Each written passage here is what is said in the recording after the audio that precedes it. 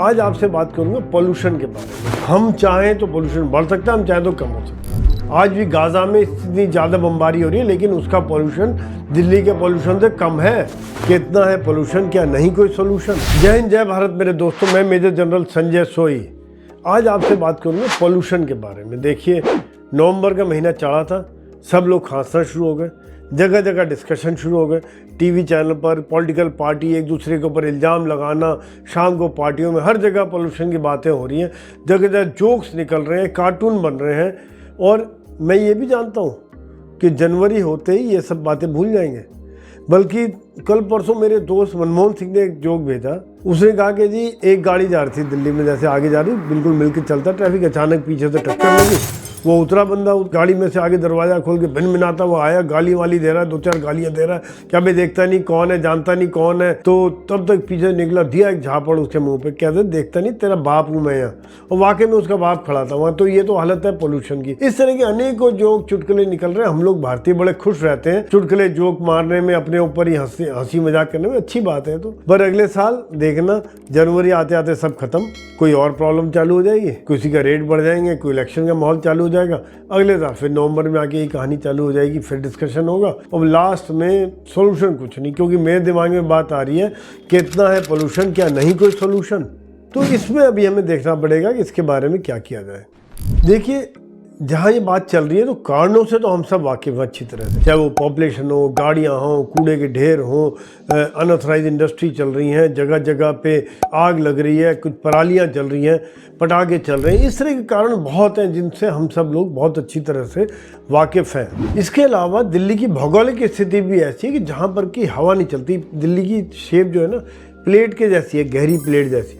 तो हवा ऊपर से निकल जाती, नीचे स्थिर रहती है, जिसकी वजह से पोल्यूशन यहाँ का यहाँ बसा रहता है।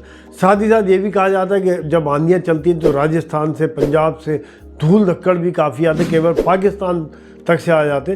तो हर चीज़ पोल्यूशन को बढ़ाती है। कंस्ट्रक्शन इतना चल रहा है, वो भी पोल्यूशन को बढ़ाती है। अब जहाँ तक कुछ चीज़ें सरकार ने एक्शन लिए हैं, ऐसी बात नहीं है, काफ़ी एक्शन लिए गए अलग अलग सरकार के द्वारा, चाहे वो इंडस्ट्री को बाहर भेजना या एक ईस्टर्न पेरिफेरल, वेस्टर्न पेरिफेरल जो हाईवेज बनाना, मेट्रो चलाना, फ्लाईओवर्स बनाना, ये सब चीज़ें कम कर रही हैं। इसके अलावा कूड़े को कंट्रोल करना, आग जलाने को कंट्रोल करना, पराली का सोल्यूशन ढूंढने की कोशिश हो रही है, जिसका सोल्यूशन अभी तक कोई मिला नहीं है, वर्केबल सोल्यूशन, लेकिन कोशिश चल रही है। स्प्रिंकलर्स लगाना, पटाखों पर कंट्रोल करना, ये सब चीज़ें चल रही हैं। बहुत से एक्शन लिए हैं, लेकिन अभी भी कई एक्शन, लॉन्ग टर्म एक्शन की जो बात कहना चाह रहा हूं मैं, वो नहीं हुआ अभी तक। ये सब शॉर्ट टर्म है, भाई साल आया, ये सब करो, अगले साल फिर देखेंगे।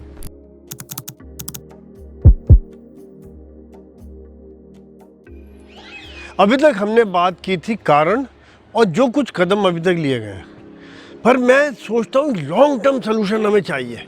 लॉन्ग टर्म सोल्यूशन बड़ा जरूरी है। उसके लिए मैं सोचा कि बाहर ही चलते हैं। यहाँ जो माहौल एक अलग नज़र आता है, हरियाली है, चारों तरफ पार्क है, गार्डन है, बच्चे खेल रहे हैं, लोग घूम रहे हैं, तो इसका माहौल एक अलग नज़र आता है। यही माहौल मैं चाहता हूँ कि लंबे समय तक बने हमारा। क्योंकि लंबे समय में अगर हम चाहते हैं कुछ, उसके लिए ज़रूरी है कि हम कुछ करें। ये सारा हमारे ऊपर डिपेंड करता है, किसी के ऊपर डिपेंड नहीं करता है। लोग कहते हैं कि नेचर बचाओ, मैं कहता हूँ नेचर क्या बचाए, खुद अपने आप को बचाओ। नेचर क्या बचानी है भैया, नेचर तो अपना हिसाब किताब कर लेती है सब कुछ। फॉरेस्ट फायर होते थे, जंगलों में आग लगती थी, कितनी प्रजातियां खत्म हो गई, डायनासोर वगैरह खत्म हो गए, नए आ गए, चले जा रहा है काम, उनको कोई फर्क नहीं पड़ रहा। यहाँ तो हमें अपना बचाना है। पहले लोग कहते थे अगली जनरेशन बताओ, अब अगली जनरेशन कहाँ से बचाएं? यहाँ तो मुझे लग रहा है कि अपनी खुद को जनरेशन को बचाने की बात आ रही है। खुद ही लोग खांसते फिरते जगह जगह, खुद ही लगे डॉक्टर के पास लाइन लगा के खड़े हुए। तो इसके लिए ज़रूरी है कि क्या स्टेप हम लें, बड़ा ज़रूरी है। देखिए, बहुत सी चीज़ें ऐसी हैं, दो चीज़ें तो पहले बताऊंगा, मेजर चीज़। उसके बाद जो लॉन्ग टर्म है, समय भी ज़्यादा लगेगा लेकिन लंबे समय तक इफेक्ट रहेगा। दूसरी बात है, कुछ स्टेप ऐसे जो हमने खुद कर सकते हैं।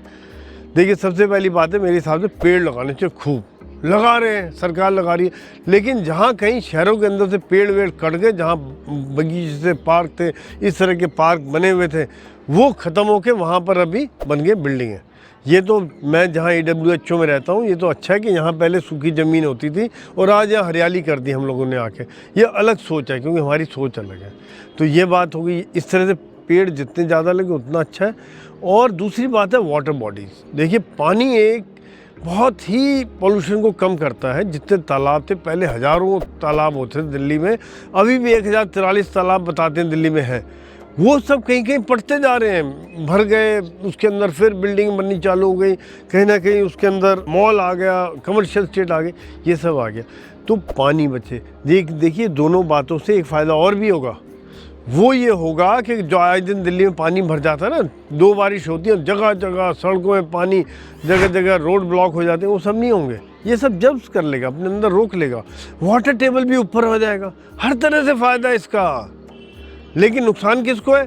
शायद जो लैंड माफिया है, जो बिल्डर हैं, उनको नुकसान होगा, बाकी सबकी इंसानियत के लिए बहुत फ़ायदा है। ये तो 2 चीज़ें जो लंबे समय टाइम लगेगा, लंबे समय के लिए फ़ायदा होगा। इसके अलावा कुछ ये देखिए, आजकल इलेक्ट्रिक कार वाली बात आ रही है, बैटरी कार आ रही है, वो चलाएं। लेकिन मैं तो कहता हूँ जहाँ तक हो सके पब्लिक ट्रांसपोर्ट का इस्तेमाल करें, और अगर आपका ऑफिस पास है तो साइकिल से चले जाएँ। मेरा एक दोस्त था बेंगलोर में, तो मैंने कहा ऑफिस कैसे जाते हो? बहुत अच्छी कंपनी, मल्टीनेशनल में। कहते मैं रोज़ साइकिल से चला जाता हूँ, क्योंकि कार से जाने में ज़्यादा टाइम लगता है, साइकिल में जल्दी पहुँच जाता हूँ, इतना ट्रैफिक जैम रहता है, पोल्यूशन रहता है, थोड़ी मेरी एक्सरसाइज भी हो जाती है। तो ये सब देखते हुए इस तरह के काम करें, पैदल चले जाएँ, लिफ्ट का इस्तेमाल कम करें, लाइटें कम जलाएँ। जो बेसिक स्टेप्स हैं, मैं कह रहा हूँ 5वीं 6ठी 7वीं क्लास में पढ़ाए जाते हैं, वही कर लें खाली।